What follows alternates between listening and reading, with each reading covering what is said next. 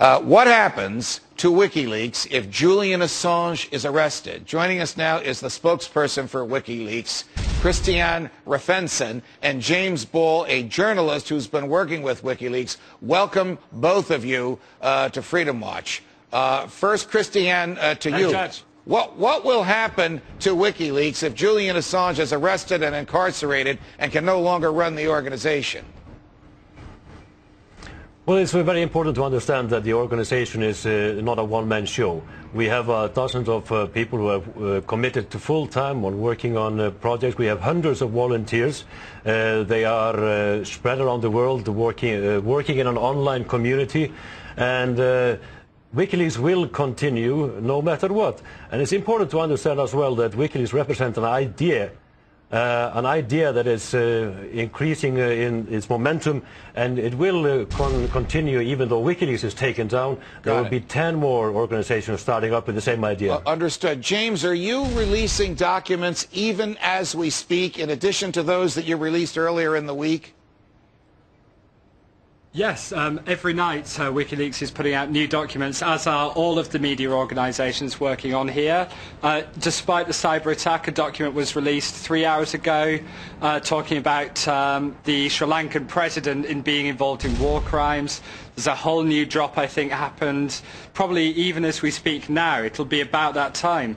This is carrying on. This is huge material. It's really important, and everyone working on it is getting it out there. Christiane, what is WikiLeaks' goal? What does it want to accomplish with these continued release of documents that governments once claimed and held as secret? Well, we've seen governments become increasingly secretive in the last decade, for example, and we want to contribute in changing that course, turning the tide. We believe in the principle of democracy, and transparency is an integral part of democracy. Without transparency, documentary democracy is totally meaningless. James, so some people have said that individuals could die as a result of this information becoming public. Are there any documents you wouldn't release? Are there any measures you would take to assure the safety of innocents who have no idea that their names are in these documents?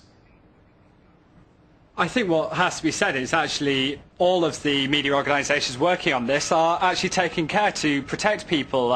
If there's someone in China who's giving information about human rights or something, no one wants anything to happen to them. We have correspondents from all over, you know, the New York Times China correspondent, the Guardian China correspondent, checking those cables that are published to see what they're like. Of course WikiLeaks takes redaction seriously. It was said on the Iraq war logs that there were 300 names going to be in them by the Department of Defense. When they were actually published, of course, the whole things were published redacted and safe. Got it. And, you know, if you don't believe me that there's no evidence of harm, the Department of Defense have said the same. Understood. Understood. Christiane, before we go, we understand here in America that you are about to release documents exposing the misdeeds of a large American bank. Is this true? And what bank is it? I can't tell you now what bank it is, but I can confirm it is an American corporate bank institution. We will release this material in the new year. Would the bank collapse? Would you bring the bank down, as Julian Assange once suggested, as a result of the release of these documents, James?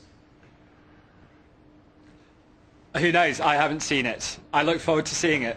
All right, guys. Thank you very much for joining us. Anytime Julian wants to come on here, he knows how to find us. Coming up.